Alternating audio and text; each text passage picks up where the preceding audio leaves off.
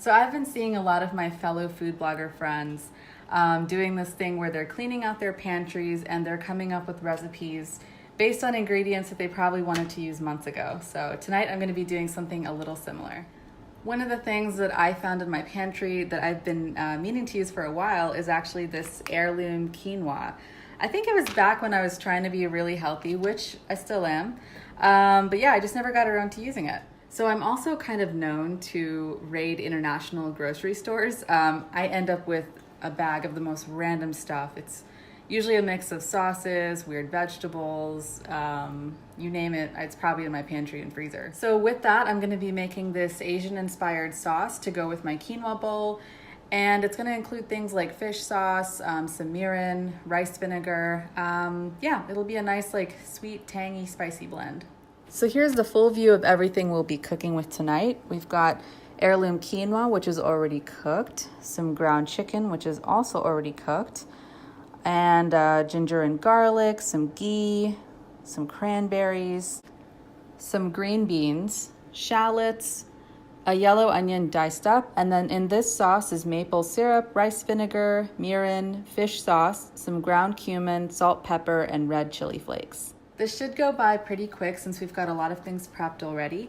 The first thing we want to do is go ahead and get a deep skillet, and we're going to heat up our ghee and start frying our onions and shallots. All right, so my ghee has melted down and hot, so I'm going to add in my diced onion and my sliced shallots and get those nice and soft before I add in my ginger and garlic. So if you're not a fan of ghee, you can definitely use olive oil, coconut oil, vegetable oil, whatever you want. Me personally, I just like the nutty flavor that it brings out. The onions and shallots have gotten a little bit softer, more translucent. So now is when I want to add my ginger and garlic. So I'm starting to notice that I probably didn't have enough ghee in my pan, and I'm seeing a little bit of sticking. So I'm going to add just another bit of ghee in there and help loosen things up. The next thing we want to do is go ahead and add in your dried cranberries.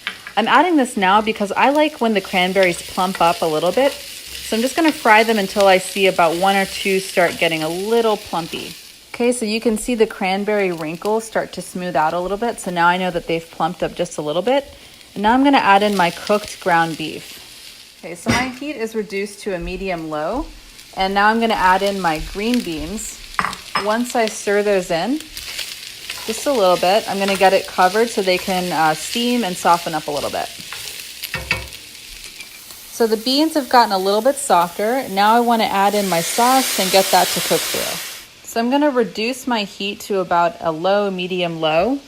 And I'm also going to add in just a little splash of water for any dry bits at the bottom. And then we're going to take our quinoa and start mixing that in as well.